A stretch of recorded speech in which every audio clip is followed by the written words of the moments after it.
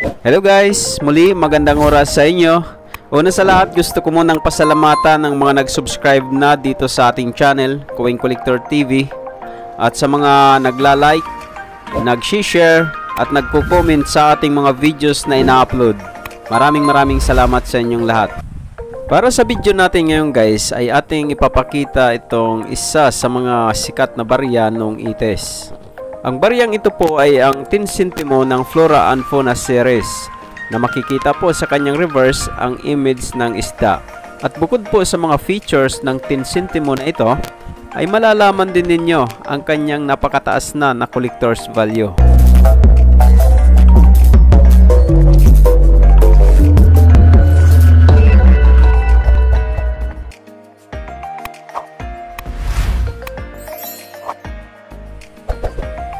Guys, kung i-judge po natin ang baryang ito base sa kanyang klase at itsura, ay hindi po tayo mapapaniwala na mataas na ang collector's value nito ngayon.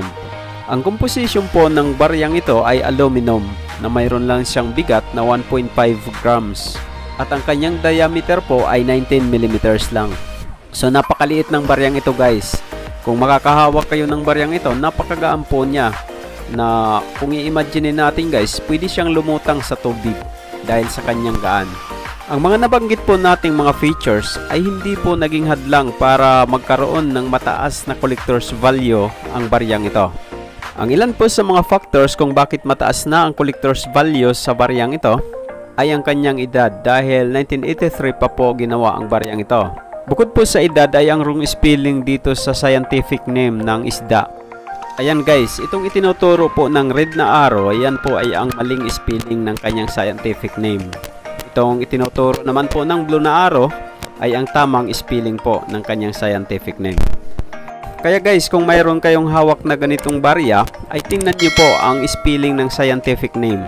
Kung mangyari po na mali ang spelling ng scientific name, ito po ay mabibili sa'yo ng mas mataas na halaga. Ito naman guys ay ang mga prices online na aking nakuha sa aking mga pagre-research. Ang mga presyo po na nalalaman natin sa ating mga pagre-research ay maaari po nating maging basihan kung sakali magbibenta tayo ng ating mga hawak na coins. Dahil kailangan po na ang nagbibenta ay mayroon siyang ibibigay na presyo kung nasa magkano niya binibenta ang kanyang mga coins. Ang pagbibigay po ng presyo ay makakatulong para mapabilis ang transaksyon. Napakaraming paraan po ang pwede nating gawin para makapagbenta ng ating mga coins. Pero ang napaka-importante dito ay ang magkaroon po tayo ng contacts sa ating pagbibintahan. Kaya guys, yung gusto nyong magbenta ng inyong mga coins, ay mag-comment po kayo dito sa video ito. At kung okay lang din po sa inyo, ay mag-post kayo ng picture o video ng inyong mga coins doon sa Coin Collector TV Facebook page. At itong mga ipinost ninyo ay makikita ni CCTV at ng iba pang mga coin collectors na nagpa-follow sa ating Facebook page. Sila din po ay maaaring makabili ng inyong mga coins. Guys, mga ka-CCTV, maraming salamat sa patuloy ninyong panonood sa aking mga videos na ina-upload dito. At sa mga nag-subscribe na sa aking channel, maraming salamat din sa inyo. At kung bago lang po kayo dito sa aking channel at hindi pa kayo nakasubscribe, ay mag-subscribe na rin po kayo at i-click ang notification bell para updated kayo sa mga susunod nating uploads.